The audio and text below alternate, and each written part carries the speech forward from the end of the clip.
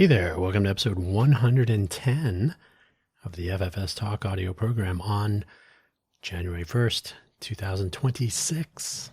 We're recording this at 3:10 p.m. Pacific Standard Time on this New Year's Day. 110 episodes already, it's crazy. I wanted to make sure I got the year correct. No embarrassing.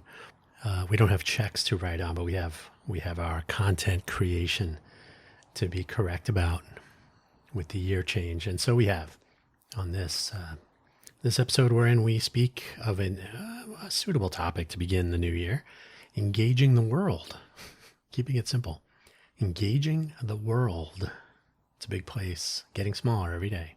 If you're not familiar with the FFS Talk audio program, it is designed to be conversation, debate, argument, generally what works, what doesn't, and what can we do about it with differing opinions or views.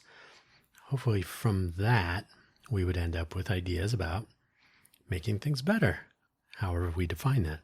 To date, this is episode 110, so all of these episodes have been monologues. They've been individual audio essays by yours truly, me. I like to think of these as planting seeds for future conversations.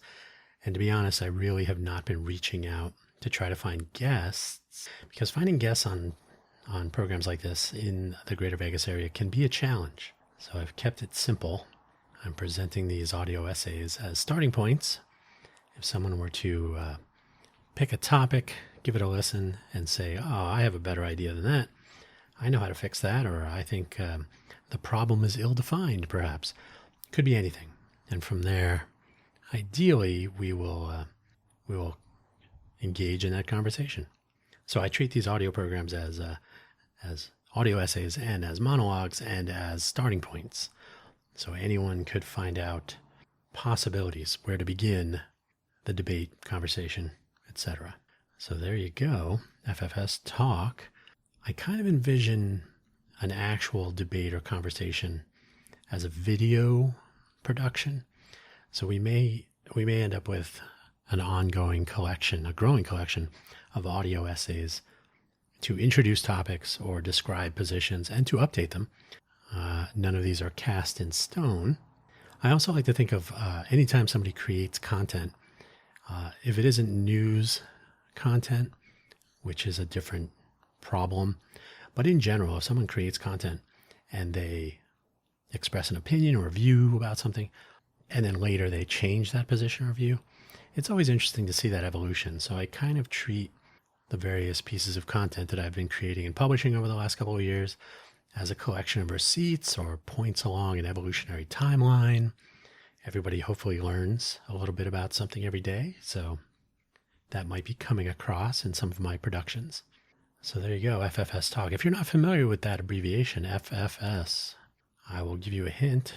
You will hear references to the expanded expression if you visit places like Dublin in Ireland or maybe Dublin in California. I don't know that it's a exclusively Irish expression, surely not, but I definitely heard it more than once while in Ireland. So I'll leave you with that hint. In the meantime, hopefully wherever you found this audio program, you're able to locate the episode description, which contains the show notes. Therein you shall find the episode summary, which in this case is it's one long sentence, one short sentence. I will read them. And the links for today's episode, which are the usual two as we get through the holiday season.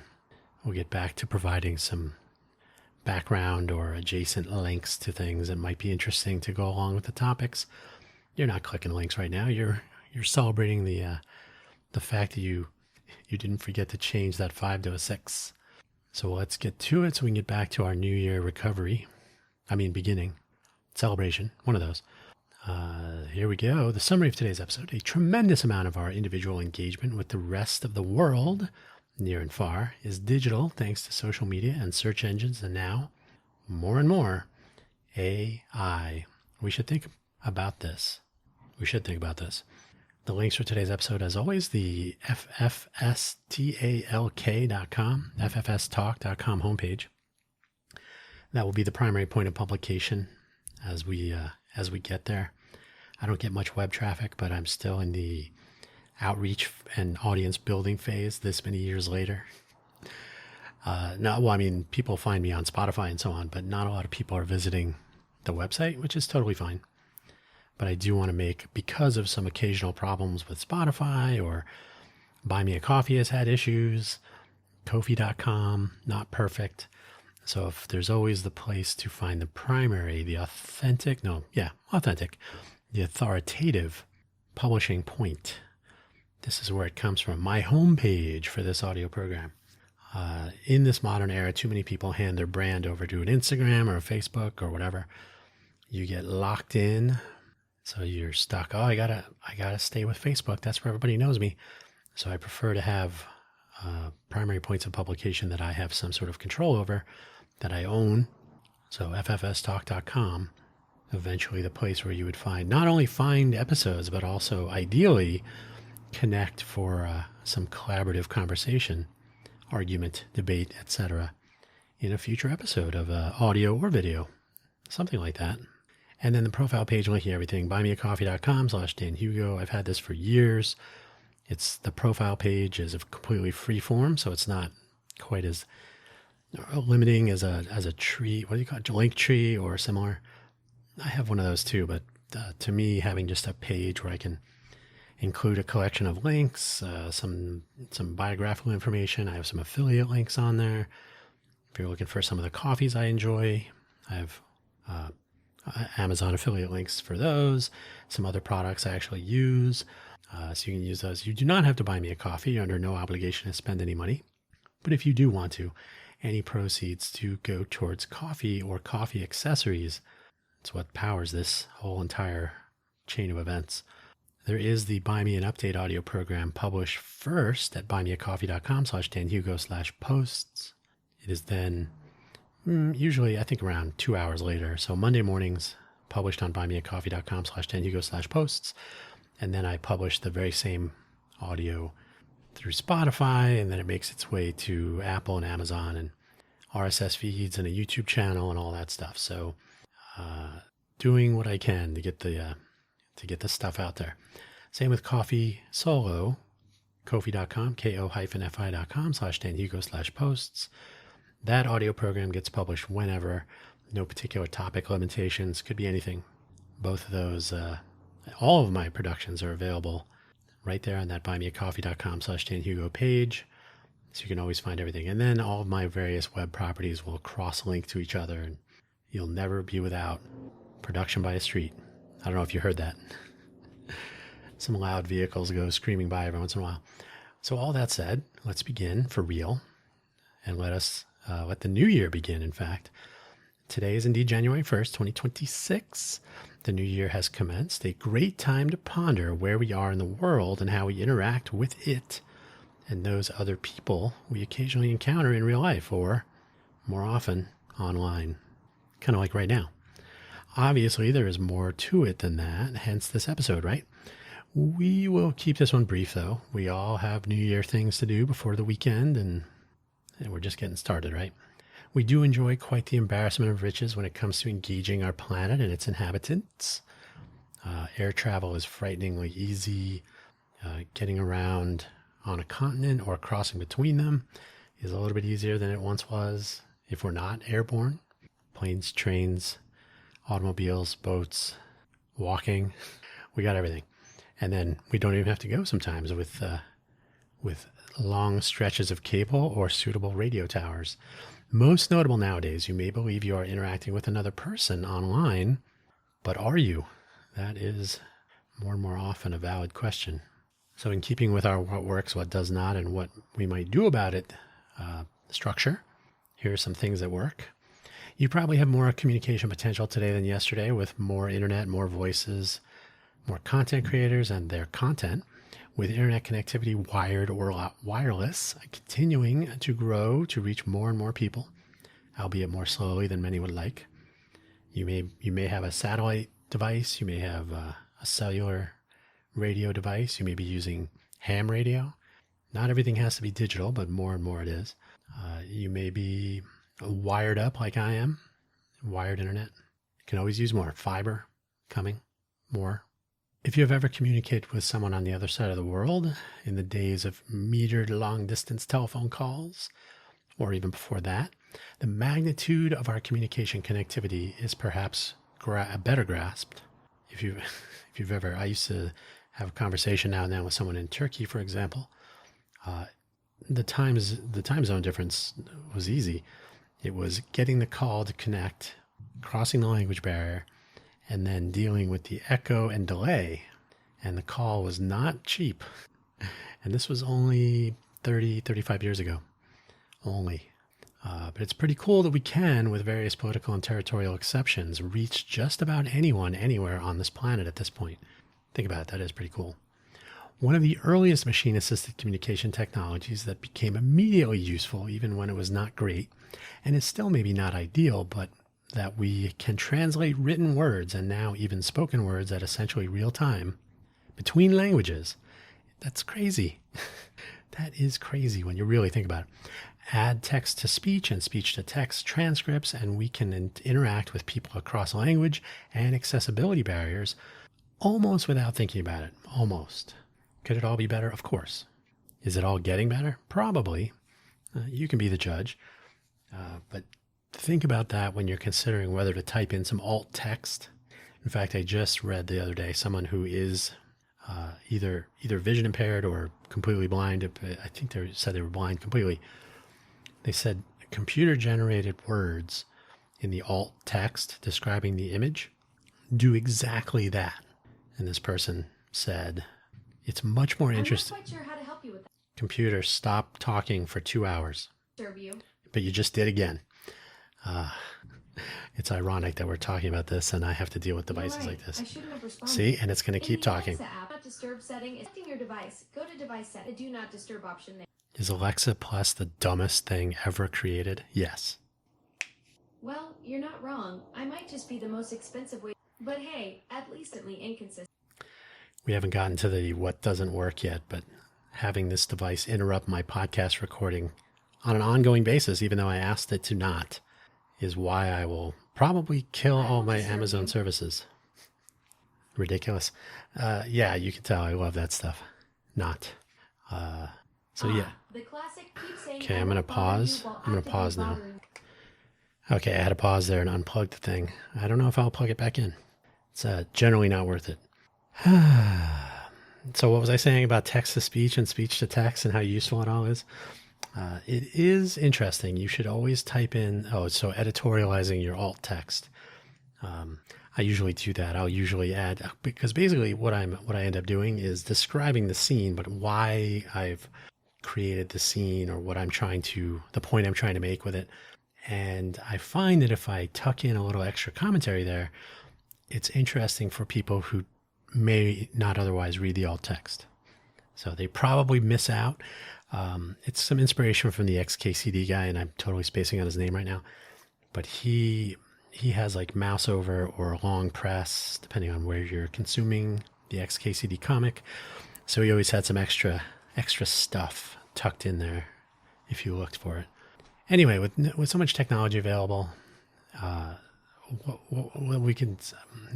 so much technology available at what we could say, I wrote stay, that threw me off. Okay. Well, what we could say are more reasonable prices. I mean, it's not free, so I don't want to say that everybody should just be spending all their money and whatnot, but certainly more reasonable than many, many, many years ago. More and more people can create their content and establish their own presence online with audio like this program, video, and other forms of expression to be shared with everyone, sometimes as a means of generating income even. Anyone can educate, enlighten, and entertain in any combination at scale and make their job if they really want to, if their audience cooperates, maybe even grow that into something bigger. These are truly wondrous times. Wondrous. I told you, I don't use that word often. I had to look that up, so it's there is no E. Wondrous. So now sprinkle some Gen AI on top, for better or worse. Artificial intelligence has been the thing of research and experimentation for decades. I first learned about neural nets when I was in college. So that was a long time ago. But the thing everyone identifies as AI today, ChatGPT is kind of the generic term now, for better or worse, even though it's not generic. Well, I guess some trademark dispute could discover that. The ChatGPT launched on November 30th, 2022, just about 3 years ago. Allegedly adopted faster than any new technology prior. We are hearing, and I don't care for this. I asked I asked ChatGPT, and fill in the blank, at the beginning of statements more and more frequently, with the term almost generic and the notion now commonly accepted. I'll give you an example that comes to mind. Prof G, Scott Galloway, during his audio programs will frequently say, I asked ChatGPT to tell me, fill in the blank, tell me something about optimal tax rates, or what I would pay if I double my income. So he'll present. Now, ChatGPT is not really great at math. And also you have to wonder where it's getting its information from. If you do the calculation yourself, or if you go to the article in question, rather than have ChatGPT provide you with some mysterious response to something and hope that it's credible, I think you're better off. So I personally prefer to do that, to find my own answers rather than asking ChatGPT for answers. I think AI is better. I'll give you another example that I would actually consider doing. Gemini is what I tend to use more often. Gemini says, when I ask it, I said, can you do translate a block of text from normal English to basic English. And I left it there. And it actually responded first by saying, oh, basic English is, and it defined what basic English is. You can look that up. Basic English, there's a Wikipedia page for it, is a limitation on total vocabulary size. So I believe it's 850 words, not thousands, not, proper names and so on, not included. But it takes possible jargon or more complicated multisyllabic words and tries to simplify them down. It's intended for people who are not English as a first language speakers, people that may not be familiar with the entire English language for whatever reason in general. So it simplifies it down. Basic English, meant to be easily understood by a more broad segment of a population. So it said, yeah, sure, tell me what you want to translate. So it basically, I've not tried it yet, but the intent would be to take a block of text that might be technical or jargony, might leave some people out of a conversation, reduce it to basic English so that it's actually more accessible, generally speaking. Possibly more easily translated. I don't know. I've never tried that. I've never actually looked into whether that is good, a net positive. But generally speaking, to me, generative AI that can do those sorts of things, that's great. You don't need to create something. You just need to help me be an assistant to me, be a tool that I can use to take something I've created, perhaps, or something I'm working with, and let's apply a transformation to it. Similar to, I use artificial intelligence tools to create my cover art. So I try to make this clear often. I use Gemini, specifically Nano Banana, more so than any other tools in the AI realm. But Nano Banana, more with that recent launch, to generate cover art elements for my various audio programs. Sometimes it's the entire background. Sometimes it's an object that will fit into like a landscape or some other background elements. I don't have any skills in that area. So all scripts, notes, and research are performed by me. These are all my work personally, but my skills in the ways of graphic arts are severely lacking. So I do lean on AI for that. I find it interesting that it takes some severe conversation, occasional arguing to get what I'm looking for. I usually have the thing in mind, so I'm not just letting it run rampant, but sometimes, So the cover art for today's episode, I said, create an image of the Earth with network connection lines between various cities and some of them passing through small satellites and so on. And then the satellite microphone is a separate creation. Obviously the text is different, so I build up my own. So it varies, but I do use AI tools to generate some imagery. I think that's fairly common with thumbnail generation in general as well. So if I had the graphic skills, I would probably still use some of it sometimes to do some compositing. generative AI based on large language models, which is mostly what normal people use day to day now. It's what most people call AI. When they're thinking AI, they're thinking large language models. Though there are more possibilities than just that, with more possibility than the casual person might even grasp for now. Coding is one area we all hear about. It does use LLMs, large language models, so that AI will take away my own profession at some point. Not really. But some machine learning and similar applications include antenna design for radio applications in general.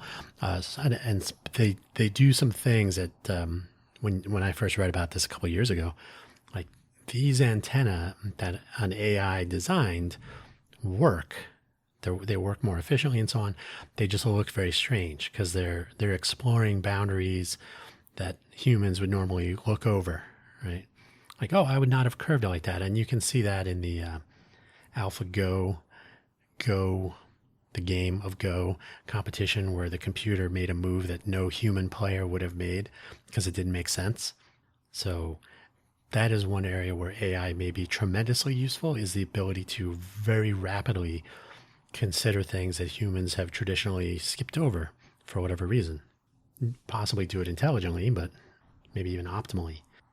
So antenna design, structural design, coming up with new weight support structures, for example, or who knows? Population data analysis, analyzing groups and correlating maybe not obvious variables that do show correlation. Who knows? Protein synthesis, that's becoming more popular for pharmaceutical research, among other things. And the list continues to grow. There's just more and more stuff going on. A lot of possibilities in the human-machine collaboration arena that do not get so much attention as the latest ChatGPT release, which it's unfortunate because ChatGPT is getting a lot of attention, but I think the utility will diminish over time as compared to its cost to operate the data center debate for another time. So with all that, what does not work? And this is my opinion. You may have some different views. With so much advancement in communications technology, from connection to translation to access to creation, the availability of generative AI tools and applications threatens to offer acceleration of production, but may not be offering improvements in overall quality or even appeal. So-called AI slop is only growing in prevalence, with some articles and other mentions of automated book and audio book creation. I saw something somewhere that one company claims to produce 4,000 original AI-generated episodes of a podcast or multiple podcasts every day, possibly 4,000 different podcasts every day. So computer-generated AI slop. Automated and the audio book thing, having AI write a book and then read it. What is it reading or write? What is it? What is this? Is it? I don't even know. I'm hoping I have not consumed a AI slop book, audio or otherwise. With some articles and other mentions, I've said that already, of these things. I don't keep track of them. You can find mentions of this stuff out there. But it's the creation at scale. They can spew out AI slop as fast as computers will run. Not to mention full-fledged human-like avatar and voice presentations with associated synthetic animations and the full production. The uncanny valley is no longer the automatic tell as quality improves from some perspectives. The multiple finger problem and the unnatural facial expressions or unnatural movements, the disconnection of reflections in the eye, for example, or the lack of continuation of object persistence, like between different scenes or different cuts or different count. So that all these things are improving over time. And so it's less and less likely that someone will look and immediately recognize AI slop. Although I'm finding you can still pick it out. There's a hotel in Vegas or a resort called Fontainebleau. Even if you want to go straight, Fontainebleau. But I'm finding AI generated voices doing voiceover, headless video creation for YouTube. They say Fontainebleau consistently incorrectly. So that's not a human speaking. The internet has evolved over decades now into a source of truth. So I saw it on the internet is often enough credibility to make it true, whatever it is. And over time, universally true, which is sometimes used to alter public opinion and to enact an agenda. If you believe this is not true, a conspiracy theory perhaps, you have never seen an advertisement. Certainly never one delivered via an algorithm tuned to what you yourself find appealing. You think that For You page is really for you. As the cost to generate convincing content and precisely targeting that content continues to fall, we may find ourselves wondering whatever happened to humans online anyway. Is it just me? Is it just me online? Is anybody out there? Despite a vast abundance of human contacts in the world, there's arguably 8 billion people on the planet. And the means to reach them, we talked about at the beginning of the show, you can pretty much reach, 80% of the population on the globe from your cell phone, if you know how to reach them, and that's becoming easier and easier. I received one uninvited voice call and like 3 uninvited text messages on Telegram today. So where there's a will, whether it's a person or not, there is a way. So as the cost falls, is it just me? Clearly, in my case, yes, it is just me. Despite a vast abundance of human contacts in the world, as I was just saying, AI tools continue to capture the hearts and minds, literally in some cases, of those seeking some form of engagement that they believe AI tools offer where humans may not, with disastrous and even fatal results at times. And we are still early in this game. You know what I'm talking about. I don't need to elaborate, I hope. The ease and prevalence of human-like online presence may give way to in-person animated entities, robots, the things movies are made of, but real and maybe worse than we are imagining at this time. Will people be marrying robots? Will the human population dwindle? Because unless you're watching or unless you're reading Philip K. Dick books and buy that outcome, it's entirely possible robots, maybe that's where's everybody, says Enrico Fermi. Well, maybe everybody else had robots too, and the populations went to zero. Who knows? And I'm only scratching the surface, but again, we're trying to keep this episode brief. It's the beginning of the year. It's New Year's Day. What might we do? The final section of a traditional FFS Talk episode. Ideally, the drive towards AI slop will continue. Wait, what? As more and more AI slop takes over, there will be a realization that humans are being left out of this conversation. Whatever happened to Vince Gilligan and his various successful television series? Pluribus may or may not be on that list. Whatever happened to the Spielbergs and the totally spacing on pick your favorite director, pick your favorite actors. Would you rather they be animation and automation and basically no longer human? So hopefully at some point there will be that realization, wait a minute, this is not what it looks like. If that does not happen, we probably don't need to consider much beyond this possibility. But I think at some point people remember. It's almost like if you've ever seen the movie The Fly, remember the steak, the meat moving between one pod to the other, and it didn't taste like it because the computer didn't understand what it was. Maybe that'll be programmed in, but hopefully humans will begin to realize there's something missing, and maybe the pendulum will swing back, maybe it won't. I think it will. There is one school of thought that large language models will reach a plateau of sorts, using tremendous amounts of energy, but not necessarily improving outputs. It doesn't get better, it only gets more expensive, right? That is not how economies are supposed to work. Economies of scale are supposed to bring prices down. Efficiency, technology improvements, all that's supposed to make it cheaper, but also better, hopefully. Ideally, this will drive continued research and development into more cognitive tools, world models, and other closer approximations to actual thinking with context, thinking with global awareness, global in a circumstantial sense, but maybe also global as in planetary awareness. One example that was given, if you're having a car drive down the street, it shouldn't be reacting to input signals. It should be understanding, it should be comprehending the makeup of wherever the vehicle is moving at this very moment. It should be able to understand the bouncing ball, right? There's a ball bouncing, heading perpendicular into the street in front of us. Am I avoiding the ball, or am I going to be avoiding the inevitable child chasing after the ball?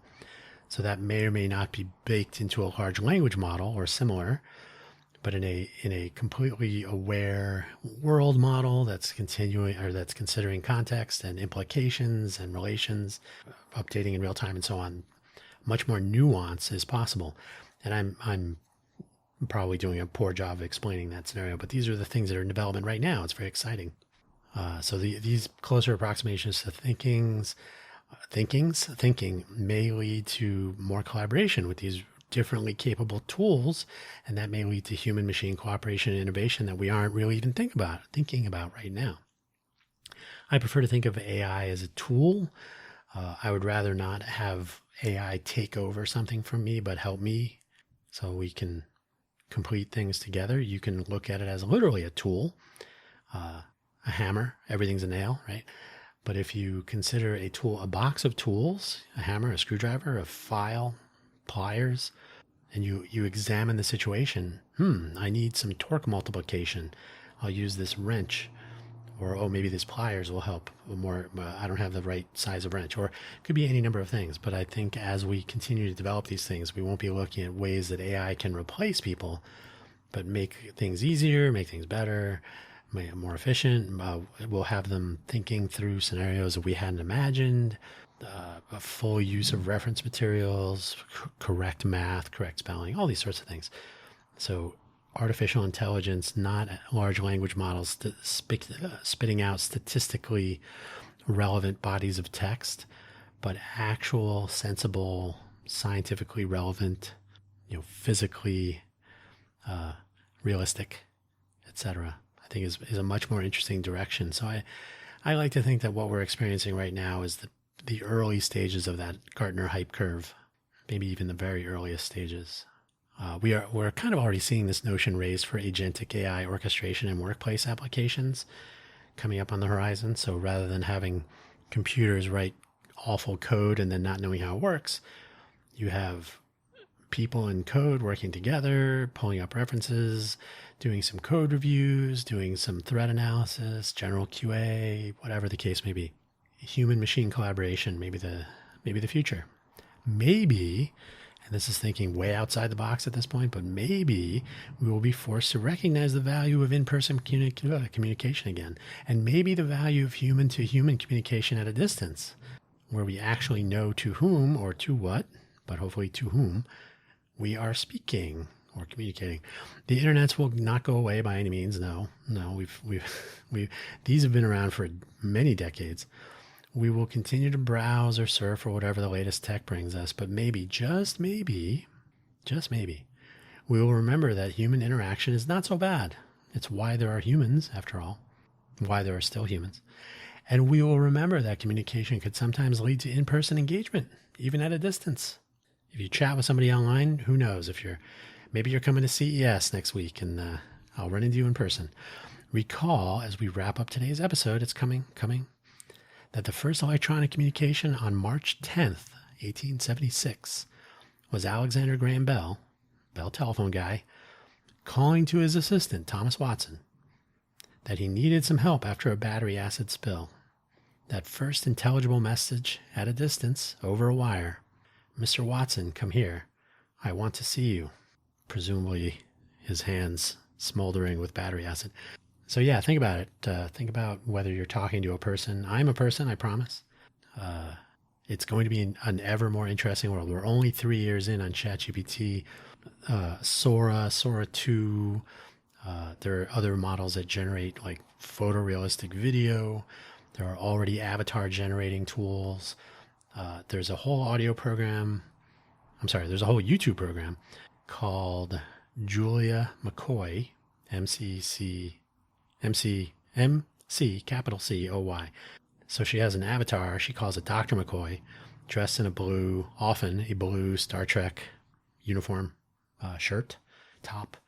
So essentially an emulation of sorts of Dr. McCoy, but it's not bad. I mean, there's some uncanny valley. There are some tells that will help you see that, but she has a whole story. She has an entire video of how she creates this. The script and on the audio and the putting it on the video and having the video generate realistic movements and so on of her, and coinciding with the presentation that she has written. Although she does say she writes it herself, but then during her background video, she says that she has Claude write it. She has Claude write it from her research materials, so a little hand wave there. Seeing that today, and she's in the business of AI, 1 year from now, you probably wouldn't be able to tell that it was not her in her scenario, because she's proactively engaged in this kind of stuff. But there will be people generating fake celebrities and, you know, deep fakes, as they say. You won't be able to tell the difference, and we'll see where that goes. It's going to be an interesting time, but I prefer to think that we can use these tools for something more useful than deceiving people. So fingers crossed, fingers crossed.